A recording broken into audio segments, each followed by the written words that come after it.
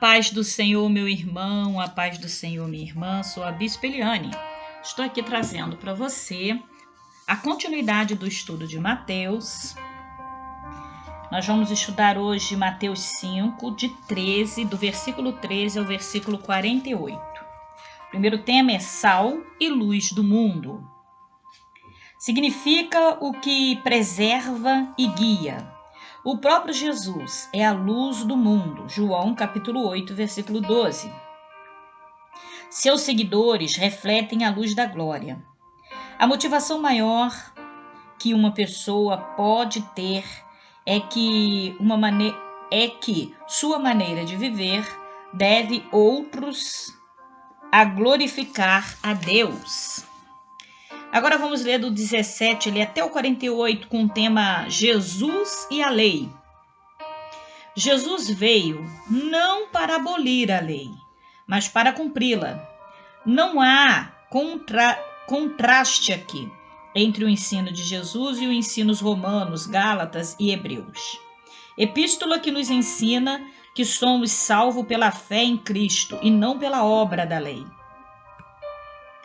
O que Jesus quer dizer é que a lei moral de Deus é a expressão da santidade do próprio Deus e, portanto, uma obrigação eterna do povo de Deus. Na realidade, Jesus veio a fim de dar à lei o significado mais profundo, que não exigia meramente atos exteriores, como também mudança no íntimo do coração humano. O que, logicamente, tinha sido o propósito da lei deste princípio. Ele passa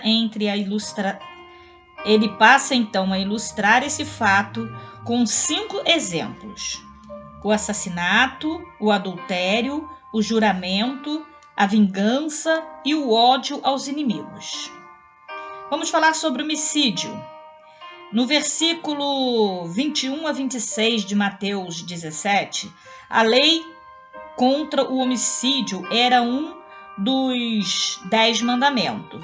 Êxodo, capítulo 20, versículo 13. Capítulo 19, versículo 18. E Deuteronômio, capítulo 5, versículo 17. Jesus proíbe que as pessoas alimentem ira no coração, pois isso equivale ao auto-assassinato. Adultério, versículo de 27 ao 32 de Mateus 5. A lei contra o adultério também era um dos 10 mandamentos lá em Êxodo, capítulo 20, versículo 14, e em Deuteronômio, capítulo 5, versículo 18. Mas Jesus nos proíbe de nutrir lascívia, que leva ao ato. Notemos que, em conexão com a ira e com a lascívia, Jesus adverte quanto ao risco de ir para o fogo do inferno. Veja lá no versículo 22, 29 e 30 de Mateus 5. Ele não somente nos adverte de que devemos vigiar nossos sentimentos íntimos, como também vai muito além de Moisés na restrição do divórcio. Leia Mateus 5, versículo 32 e Deuteronômio 24, versículo de 1 a 4. Sobre juramento, versículo 33 ao 37 de Mateus 5. Jesus aqui se refere ao juramento em juízo e aos votos. A lei de Moisés deixava claro que um voto não podia ser violado, o juramento somente podia ser feito em nome de Deus. Temam, ó Senhor, o seu Deus, e só a ele prestem culto, e jurem somente pelo seu nome. Deuteronômio capítulo 6, versículo 13. Mas no discurso dos séculos foi desenvolvido todo um sistema de distinção, segundo o qual um voto ou um juramento era um compromisso definido somente na medida em que se relacionava com o nome de Deus. Jurar pelo céu e pela terra não era obrigatório, nem era jurar nem o jurar por Jerusalém, mas jurar em direção a Jerusalém era um compromisso irrevogável. Jesus disse que todas as coisas estão relacionadas com Deus. Não há questão de maior ou menor grau. Ou seja, não tem pecadinho nem pecadão, é tudo pecado. E devemos viver com tamanha integridade que os juramentos serão supérfluos. Vingança. Veja no Mateus capítulo 5, versículo 38 e 42. A legislação do olho por olho fazia parte da lei civil administrada pelos juízes, lá em Êxodo, capítulo 22, versículo 21, versículo de 22 a 25. Também em Levíticos, capítulo 24, versículo 20. Já aqui Jesus não está legislando para os tribunais de justiça. O governo civil é ordenado por Deus, Romanos capítulo 13, versículo de 1 a 7, para proteger a sociedade humana e os seus elementos criminosos.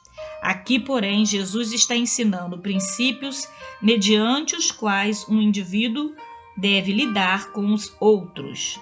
Veja comentários sobre Lucas, capítulo 6, versículo 27 a 38.